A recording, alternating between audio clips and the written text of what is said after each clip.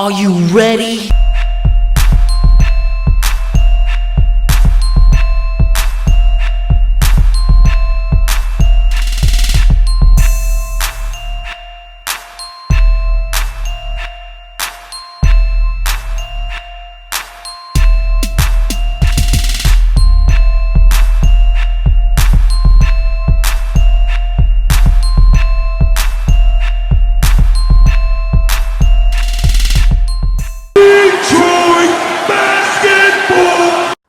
Hey peeps, how's it going? And today we are back at it with some more free agency talk.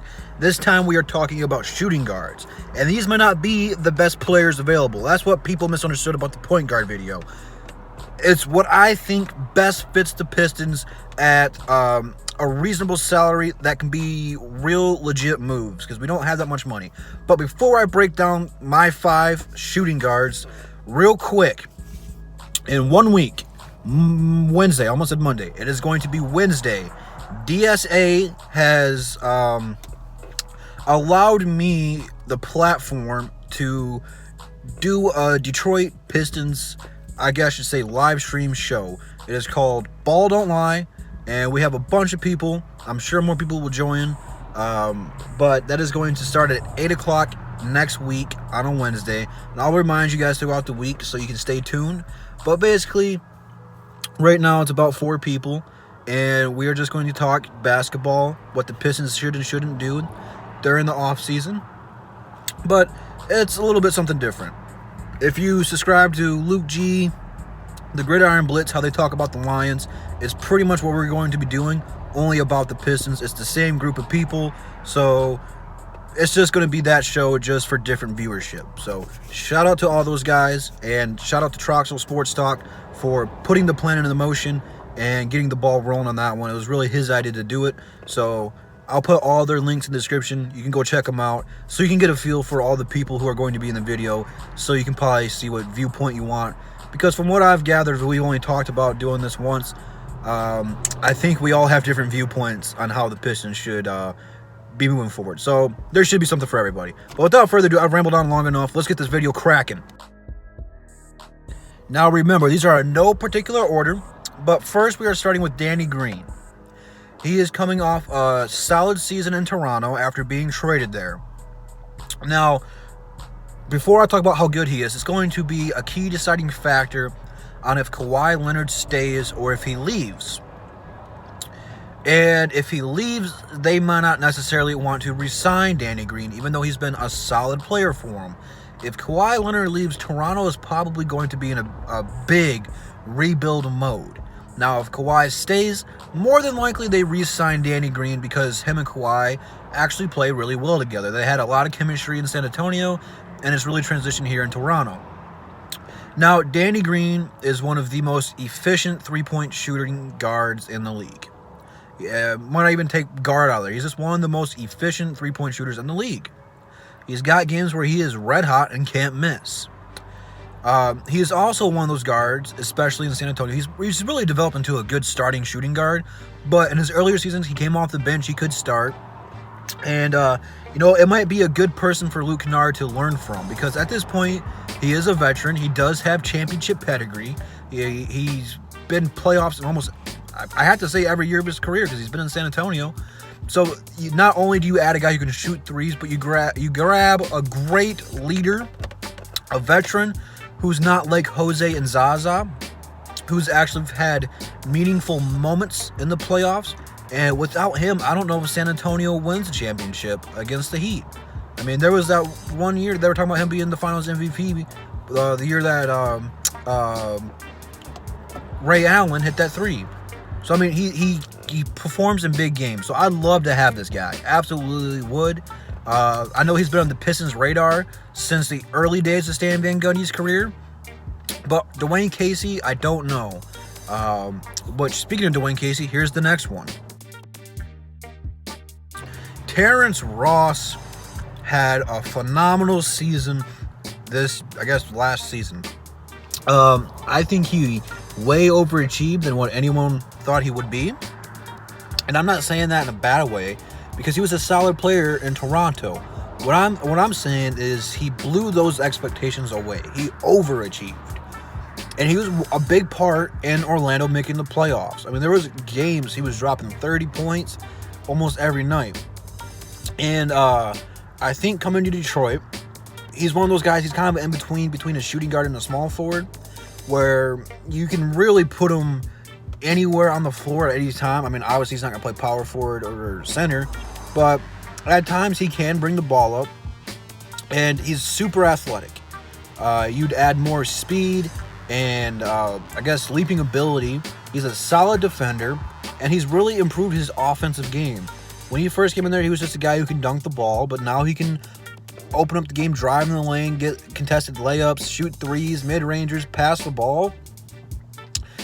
And plus, he's a Dwayne Casey guy. I mean, Dwayne Casey is a reason he is so good. He helped groom him into a player. It's what Dwayne Casey does. Now, does he leave Orlando? I don't know. I'm not gonna lie. I'm not a big follower of the Magic. I don't know their cap situation, or if they're trying to go after somebody. I don't know, to be honest with you. But I mean, after this season, I'm sure someone's gonna pay him a heavy sum. But there's also going to be reasonable offers that he could get, and I think he only averaged like what? I don't know, was it 10, 15 million last season? I think. Don't quote me on that. But we have 13 million to offer. That's a fair offer for a guy who can play shooting guard and small forward. But, who knows? All right, JJ Redick. He's also been on the Pistons' radar for the last few seasons. Now, he's been signing a lot of one-and-done contracts, and they're actually a lot of money. Can the Pistons afford him at that price? No. But Philadelphia, I don't know why I said Philadelphia like that. That sounded really weird, and I apologize. But Philadelphia has a tough offseason coming up for them. I mean, you got Jimmy Butler and Tobias Harris, both free agents. And then you're going to have to pay Embiid and Simmons in the near future. You're not going to have a whole lot of money for these type of players. So, more than likely, unless JJ Redick takes a pay cut, which he shouldn't, he hasn't dropped off at all, he's more than likely not going to be in Philadelphia next season. Now, JJ Redick might be trying to ring chase, rightfully so. He's a great player. So, coming to Detroit, Detroit's not a championship team yet. Only saving grace to that is he played with Blake Griffin in LA. So if they had a good relationship, maybe Blake can persuade him to come here. But if they have a beef, more than likely it's not going to happen. But this guy is what Luke Kennard is supposed to be. So if you get what Luke Kennard is supposed to be with Luke Kennard, that is a great opportunity for Luke to learn and to, I guess, really expand his game. Because even though JJ Redick is a great three-point shooter, his technique is something he could teach to Luke Kennard. I mean, he reminds me of Rip Hamilton. The way he runs off of those screens and gets wide open looks is really amazing to watch. So maybe something like that could help Luke Kennard, but you also get a solid pizza. What? I'm hungry, I guess. You also get a solid piece in JJ Redick, a great leader, a great role model, solid guy, and, there's someone you can run the offense through and help Blake and Dre create floor spacing and just really open up the whole offensive arsenal for this team. Tyreke Evans is an interesting one to me. He's a former Sixth Man of the Year, which if he comes here, that's what he'll be, is our sixth man. But he kind of took a dip last season, and I thought after Victor Oladipo got hurt, he would really transition to what the sixth man was supposed to be.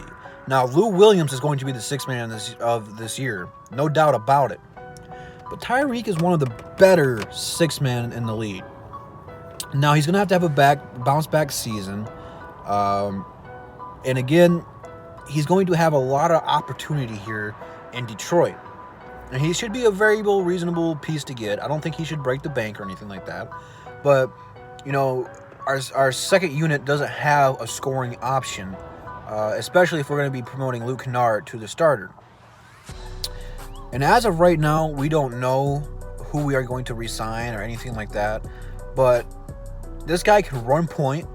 He's really a shooting guard, small forward, which gives you versatility, whatever. And he can run points. I mean, he really can play 3 positions. So with that being said, that's what you look for in guys you want to pay. He can also score the ball, which is what you need for your second unit. And he's not like a guy who's just going to take 13 shots straight, back to back. He will help get your other players into rhythm. If you pair him up with another point guard or something like that to run the backcourt for your second unit, that should be pretty fun to watch. But, I don't think it's going to happen. I think Indiana will re-sign him for cheap money. So keep an eye out for that one. And then last but not least, his teammate for, half the season? Not even that. Wesley Matthews. Only reason he is on here is 2 things. 3 ND, that counts as 1. And he won't get a big contract. Dallas screwed up giving him a lot of money. Okay, they couldn't really sign anybody they wanted to. They didn't really hurt from the salary cap more than I was surprised by that. But he was an extremely hard piece to trade, and they tried trading him a long time ago. He went to New York for a little bit, and then was waived and signed by the Indiana Pacers. The bad thing about Wesley Matthews is he goes ice cold against the Pistons. So you play at least 41 games in Detroit where he might be cold. That's just how it goes. And he's very inconsistent. Now he'll go through a week or 2 where he is on fire and can't miss, and then for the next month he is ice cold. And you already have that in Langston Galloway and Wayne Ellington. So you don't want to pay this guy that much money to have what you already have, if that makes sense. So if you get him for cheap, under 4 or 5 million, that would be a steal in my opinion, because he's worth 3 to 4 realistically. But who knows, he might get a big contract offer. But again, the bright side to him is he was a key factor in Indiana staying course and maintaining the 5th seed. So he really balled out when he got to Indiana. So maybe he caught some fire. I don't know. So those are my 5 shooting guards for the Detroit Pistons. Now, personally, I want to see Terrence Ross come here more than anything on the list. Shooting guard's not really a position that we are looking to get. We have shooting guards. Luke Kennard, Bruce Brown, and Kyrie Thomas can all play shooting guard.